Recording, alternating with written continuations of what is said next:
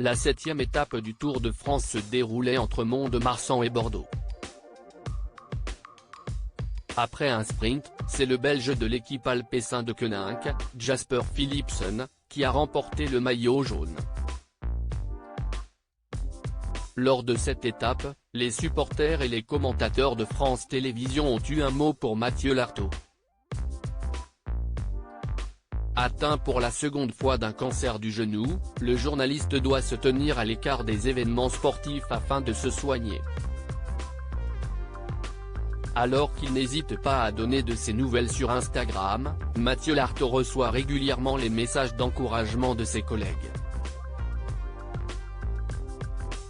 Ce vendredi 7 juillet, c'est en pleine étape du Tour de France que les commentateurs ont eu un mot pour lui. Les cyclistes étaient en pleine course, et comme chaque année, France Télévisions fait voyager ses téléspectateurs partout en France grâce au Tour. Cette fois, entre Mont-de-Marsan et Bordeaux, c'est un supporter qui tenait une pancarte Courage, Mathieu Lartaud. Visiblement, le journaliste sportif manque aussi aux amateurs de sport. Courage, Mathieu. Il a posté un message sur Instagram et les nouvelles sont bonnes.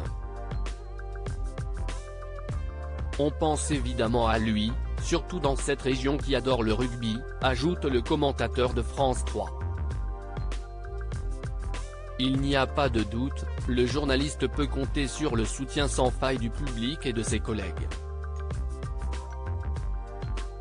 Mathieu Lartaud annonce de bonnes nouvelles en attendant de les retrouver, la route semble encore un peu longue. En effet, ce vendredi 7 juillet, Mathieu Lartaud a posté des nouvelles de l'évolution de son état de santé. La chimio a fonctionné et l'opération a fait le reste, a-t-il annoncé.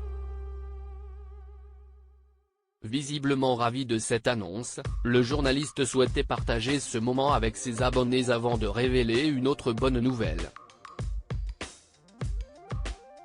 Après un mois de clinique et de rééducation, Mathieu Lartaud a eu le droit à un week-end de permission pour profiter de sa famille. De quoi reprendre des forces avant de faire face aux prochaines étapes de la maladie. Article écrit en collaboration avec 6 Médias.